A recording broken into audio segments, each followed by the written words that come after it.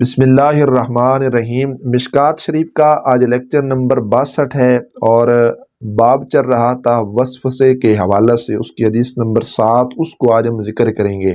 مشہور زمانہ صحابی رسول سیدنا ابو ہریرہ رضی اللہ تعالیٰ عنہ اس حدیث پاک کو روایت کرتے ہیں۔ وعن ابی ہریرہ رضی اللہ تعالیٰ عنہ قال رسول اللہ صلی اللہ علیہ وآلہ وسلم ما من بنی آدم مولود الا یمسہ الشیطان حین یولد فیستحل صارخا من مس الشیطان غیر مریم و ابنہا متفق علیہ۔ یہ بخاری مسلم کی متفق علیہ حدیث ہے۔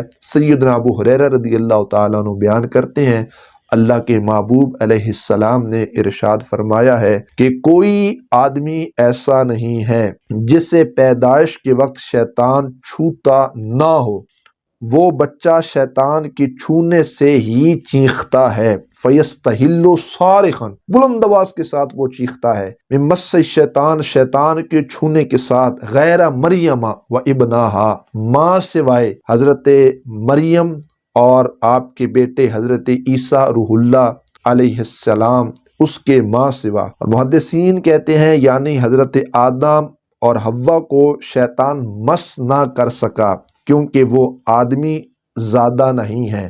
حضرت مریم، حضرت حوا بھی اس سے مستثنا اور حضرت آدم علیہ السلام بھی اس سے مستثنا۔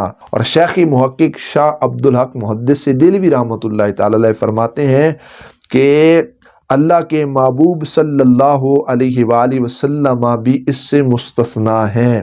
ایسے مقام پر متکلم مستثنا ہوتا ہے۔ اور شیخ سخت فرماتے ہیں تحقیق سے ثابت ہوا کہ اللہ کے محبوب علیہ السلام کی جب ولادت باسعادت ہوئی تو نبی کریم علیہ السلام روتے ہوئے پیدا نہ ہوئے۔ اللہ اکبر۔ اور اسی طرح عیسیٰ علیہ السلام یعنی ان دونوں بزرگوں کو شیطان نہ چھو سکا۔ بخاری میں ہے کہ پیدائش کے وقت شیطان بچے کی کوکھ میں انگلی مارتا ہے جس کی تکلیف سے بچہ چیختا ہے۔ ان دونوں بزرگوں کی پیدائش کے وقت بھی شیطان نے یہ حرکت تو کی مگر اس کی انگلی حجاب میں لگی، پردے کے اندر لگی، جو رب ذوالجلال جل جلالہ نے ان کے اور اس کے درمیان میں حجاب اور پردے کو پیدا فرما دیا تھا۔